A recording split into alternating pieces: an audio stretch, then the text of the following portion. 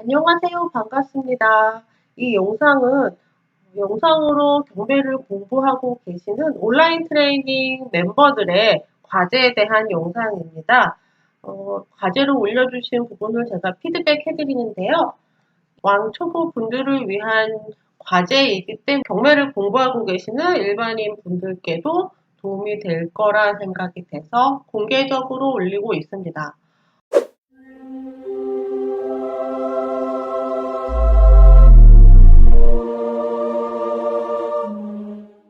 광산구 수원동이에요. 2019 타경 70132 광주 광산구 수원동의 대방 노블랜드 아파트 4층이에요. 약간 저층이죠. 이 물건은요, 평형이 좀 크네요. 전용 35평이고, 그리고 감정가 6억 6,800에서 1회 유찰돼서 4억 6,760만원. 보증금은 4,676만원이에요. 지금 변경이 한번 됐군요. 11월 달에 신건으로 되고 그리고 1회 유찰됐다가 다시 변경이 되고 다시 처음으로 신건으로 돌아왔네요. 변경이 되고 나서 다시 처음으로 돌아왔어요. 그리고 나서 이제 1회 유찰된 최저가에서 70% 가격인데요.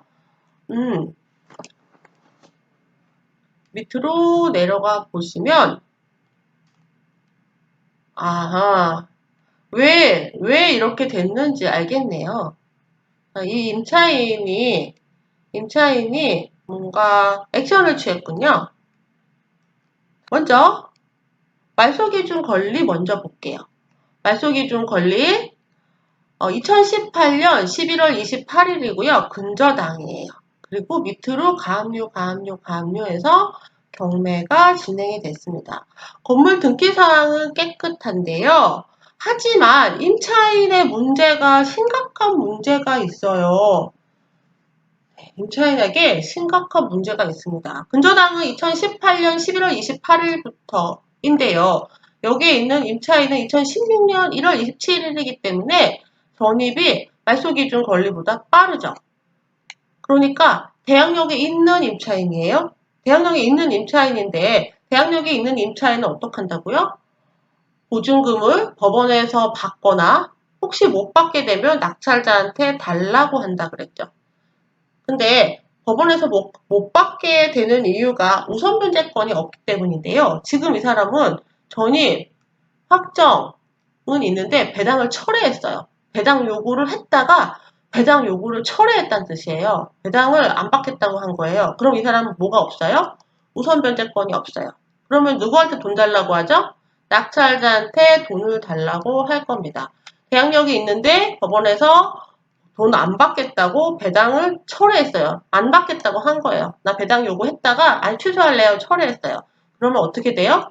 임차인은 낙찰자한테 달라고 하겠다는 뜻이에요. 전액 매수인 인수 예상 2억 5천만 원 다 인수해야 돼요. 굉장히 위험한 물건이죠. 그런데 이 물건에서는요. 약간의 다툼이 있어요. 임차인은 배당 요구 철회해서 그리고 낙찰자한테 돈을 달라고 하겠다고 했고요. 그리고 채권자는 이 임차인이 무상 거주로 있다고 확인서가 있다고 해요. 그러니까 둘이 의견이 다르죠. 채권자, 은행은요, 이 임차인이 무상 거주하고 있다고 하고요. 그리고 이 임차인은 나는 낙찰자한테 받겠다고 지금 하는 상황이거든요.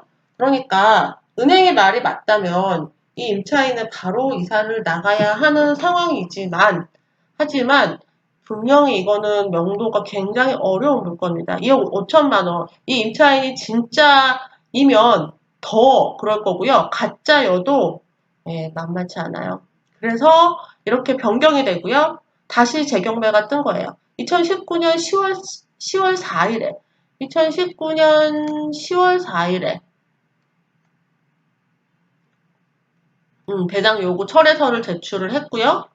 그리고 2020년 1월 17일에 2020년 1월 17일 그러니까 이때 1월 17일 1월 8일 이후에 채권자가 뭐 했어요? 채권자가 새로 매각 기일을 지정해 달라고 했어요. 왜? 이 임차인이 무상거주 확인서가 있으니까 새로 매각기일을 지정해 주세요. 다시 처음부터 할게요라고 채권자가 신청을 했고 그래서 다시 처음부터 진행을 하게 된 물건입니다. 임차인이 진짜인지 아닌지는 알 수 없어요. 지금 상황으로. 물론 근저당이 설정이 되어 있다는 건 임차인이 가짜여서 설정이 되어 있는 게 일반적인 상황인데요. 하지만 이분 2016년 6월 30일에 확정일자도 받았다는 사람이잖아요. 그러니까 무상거주 확인서가 어떤 절차로 채권자한테 갔는지조차는 알 수 없지만 굉장히 명도가 까다로운 물건이다 라고 보시면 되고요. 다툼이 계속 있는 상황이라고 보시면 되세요. 질문이요. 권리분석상 전혀 문제가 없는 물건은 아닙니다. 예, 맞아요. 선순위 임차인이 있는, 대항력이 있는 임차인이 있는데요.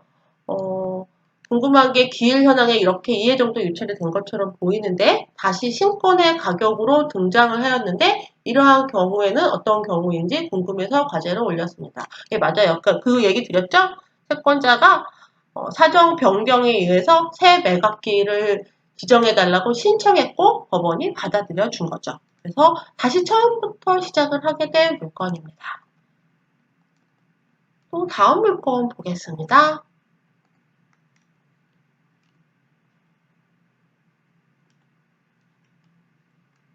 자, 이번에는요.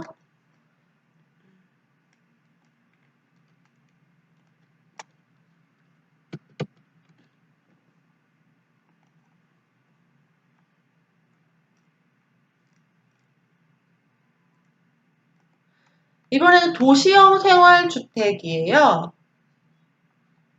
2019 타경 446. 여기는 지금 채권자가 하나, 둘, 세 명이 있네요. 세 명이 다 경매를 넣어서 이렇게 중복 경매 번호가 다 달라요. 그리고 물건 번호도 있어요. 물건 번호 1번, 물건 번호 2번. 물건 번호가 있다는 건 이 채무자 장땡땡님, 소유자 장땡땡님, 이 집주인이 물건 두 개를 동시에 진행을 한다 이렇게 보시면 돼요. 얘는 1번이고요. 1번은 809호네요. 포레스트 힐 시티 809호 2번을 클릭을 하면 포레스트 힐 시티 1110호예요. 우리는 포레스트 힐 시티 809호 물건으로 보겠습니다. 전용 4평, 조그마한 원룸형인가 봐요. 감정가 1억 2,500이고 1회 유찰돼서 감정가의 80%인 1억으로 진행이 되고 있어요. 보증금은 최저가의 10%인 1,000만 원이고요. 네, 영등포에 이렇게 여기 이렇게 빨간색으로 막 돼 있잖아요. 그러면 이 동네에 다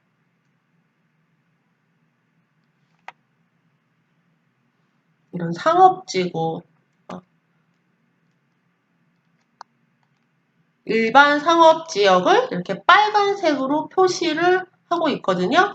그래서 굉장히 이렇게 복작복작한 동네다 라고 보시면 돼요. 이렇게 보셔도 보이시죠?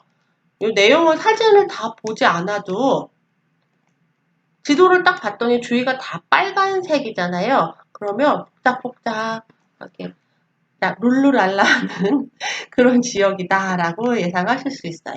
얘는 2014년식이고요. 밑으로 내려가 보면 소유권이 있고 밑에 근저당, 농협이겠죠? 근저당이 있고 밑으로 근저당 경매 가압류 다 소멸이에요. 여기 뭐 하나가 있어요. 자격 징수, 뭐 압류, 뭐 국세, 뭐 이런 거 같죠?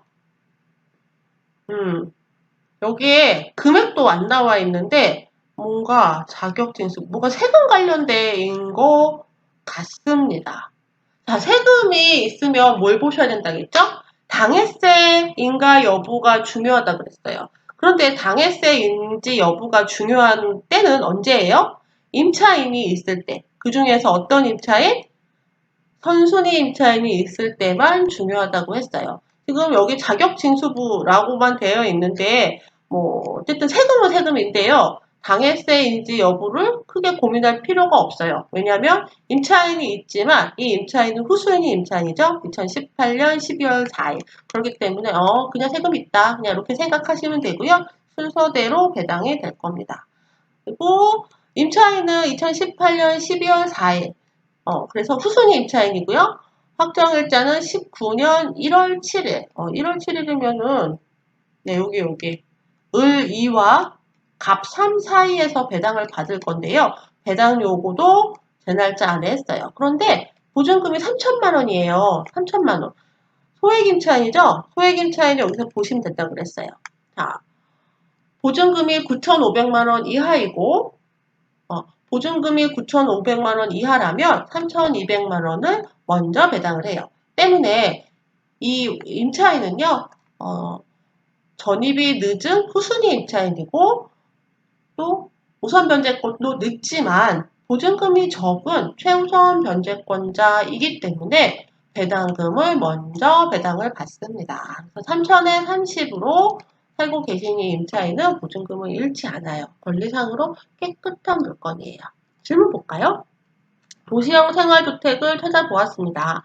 시간이 지날수록 1인 가구 수요가 증가한다고 하는데요. 그런 부분에서 장점인 것 같고 이 도시형 생활주택 같은 경우에는 선입견이 좀 있어서 이 낙찰 확률이 높을 것 같고 소액으로 할 수 있다는 게 장점인 것 같습니다. 지방에서는 메리트가 부족하고 서울 중심 안에 역세권 5분 거리 안에 있는 물건이라면 충분히 임대 수익이 나고 나중에 매도할 때도 크게 무리가 없을 것 같습니다. 지금 여기서 제가 궁금한 부분은 대출입니다.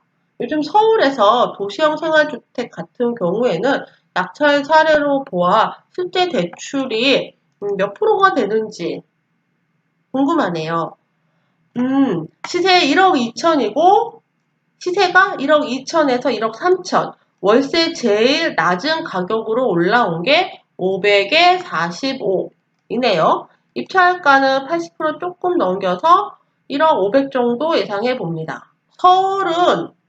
서울 대출 상황 어렵습니다. 그러니까 기존에 내가 다른 물건이 있으면 더 어렵습니다. 그래서 서울에서 임대 사업하는 것은요, 현실적으로 매우 곤란합니다.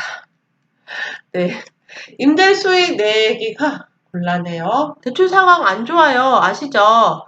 대출 무주택자일 경우에 최대 40% 받을 수 있고요. 그리고 만약에 서울에 다른 대출이 있으면 전혀 대출이 안 나옵니다. 서울에서 대출을 받아서 임대사업을 하는 것은 어렵다라고 보시면 되고요. 이런 물건은 조정대상 지역 바뀌면 더 좋고요. 최대 조정대상 지역에서 그 정도만 하실 수 있을 거예요. 서울에서 임대사업을 하시기에는 지금 대출 상황이 너무 안 좋다. 벌써 숙제가 다 끝났나요? 지금 이제 과제 조금 늦게 올려주셨는데요. 저도 사정상 영상이 아마 조금 늦게 올라가게 될 것 같아요. 제가 지금 외국에 나와 있는데 인터넷 상황이 별로 그렇게 썩 좋지가 않아요. 그래서 아마 올리는데 시간이 조금 걸릴 것 같고요. 늦게라도 지금 제가 과제 체크해 드린 분들 것까지는 하루 이틀 정도 늦으셨는데 같이 인정 드릴게요. 하지만 이제 더 늦으시면 안 돼요. 자, 과제 하시느라고 고생 많으셨습니다. 이번 주에도 화이팅 하세요. 다음 시간에 또 뵐게요. 안녕.